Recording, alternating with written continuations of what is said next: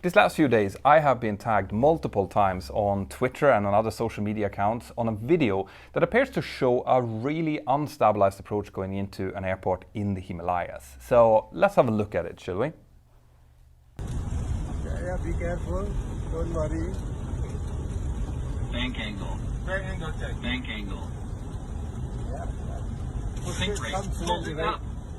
Slow up. up. Sink rate. Sink Power. rate. Give it careful. Good, good, good. Come little more. 50. 40. Okay. 30. 20.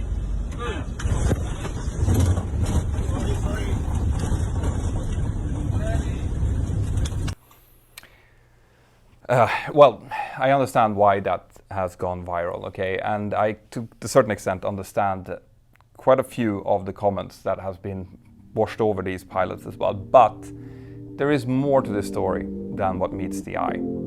Stay tuned.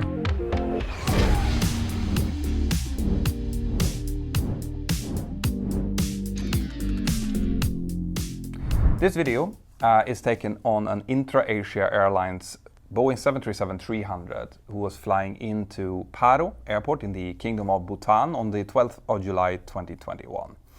Their reason for doing this flight seems to be humanitarian. They were pushing vaccines into the country, which leads me to believe that these pilots probably flew into this airport for the very first time. And that's going to be really, really important because, like I mentioned, it is much, much more in this video than meets the eye. Some things are much better than you think, and another couple of things are worse, which we'll get to in a second.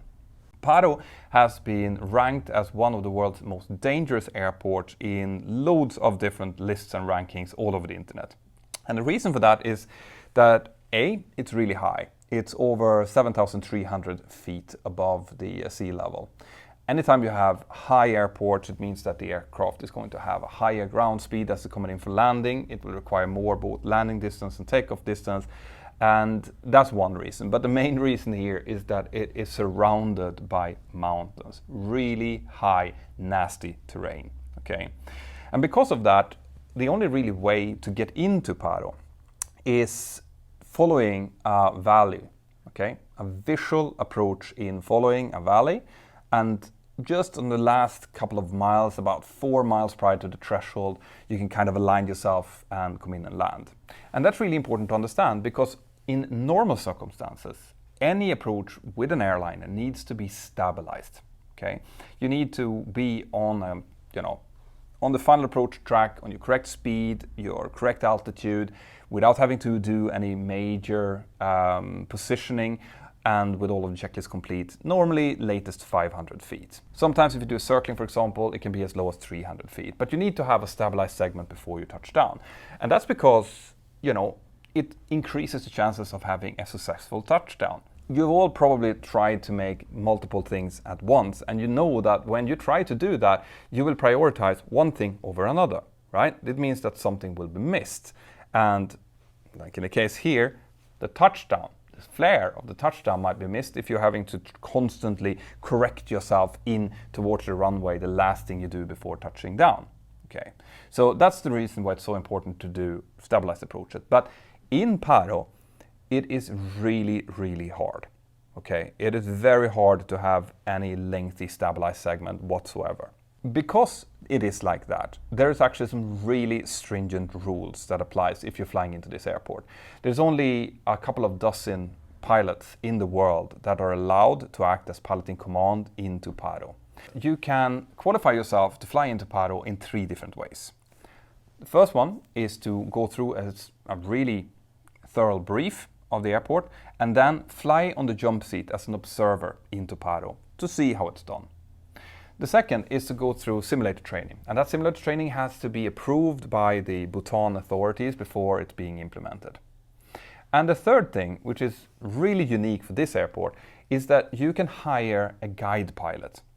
So this is a pilot that is flying for an airline that has been approved by the Bhutan authorities, and someone, an air crew who's qualified, who's going to fly in there but haven't trained or done any of the other stuff, they can then get this guide pilot sitting on the jump seat, and the guide pilot will talk them through the approach. All right, he will tell them, you know, at what altitudes they need to be, when they need to turn, what they need to look for, and things like that. So on this clip that we're watching, this is actually just the last half of the clip that is available on YouTube. If you go to the Aviation Herald, which is a great site by the way, they have the full clip available. And if you watch the full clip, it starts to make a little bit more sense what we're seeing. So if we do that together, let's have a look. So this starts about, let's see, it's about a minute and 23 seconds prior to touchdown. Okay. Keep turn left now. Turn left, go to this red hill. You hear, this is the guide who's sitting on the jump seat. He's turning to turn left towards that hill. Go down, go down, go down, you'll be high. Go down, you're too high, right? So it's Go giving down, continuous feedback. Go down now. Little more. Little more. Yeah, more, so that you can come little more, right? A little bit more. And what's happening now is really important. Just pay attention. Now turn right. Now turn right. Turn right, you see the runway? Turn right. Turn right, turn right, Turn right, turn right, turn right. So you see, the pilot still haven't turned right. He's starting to turn right now, all right? So that's well after the guide is telling him to turn right. Yeah, be careful. Be careful, because he's shooting through the center line. Bank angle. That's why you have the bank angle warning. Sink rate. Come slowly, right? That's the GPWS warning. Sink rate. Sink rate. Adding thrust, Make it careful. going through the center line and now correcting back on towards the runway. 40. Okay. 30. 20. Sorry. Yeah. So why is that important? Well, in order for you to understand why it's so important, you actually have to see a different clip. This clip is from a YouTube channel called Fox One, and it's of a Druk Air Airbus 319 who is arriving into the same runway. Okay, it's actually a really high quality clip. And this one, if you look at how these pilots fly regularly into Paro. Okay, so they're used to this. And what we're going to do is we're going to see the last bit of the approach from about a minute into this clip. And we're going to see how these pilots make that final approach into runway 33.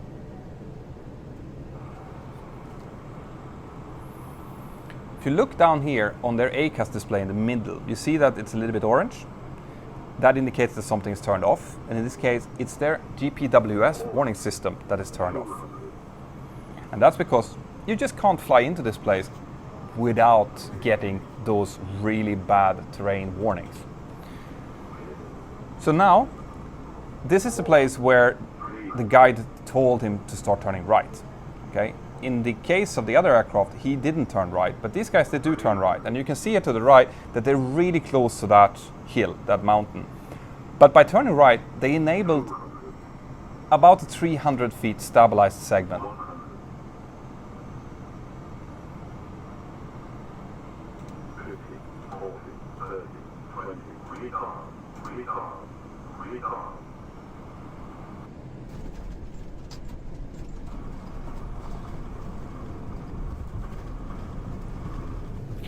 And that's the point I want to make. Okay, so the real mistake that these guys in the previous video, the one that's gone viral, did was that the pilot flying in the left seat did not follow the guide's immediate command. All right, the guide wanted him to turn right to basically fly over the foot of a hill.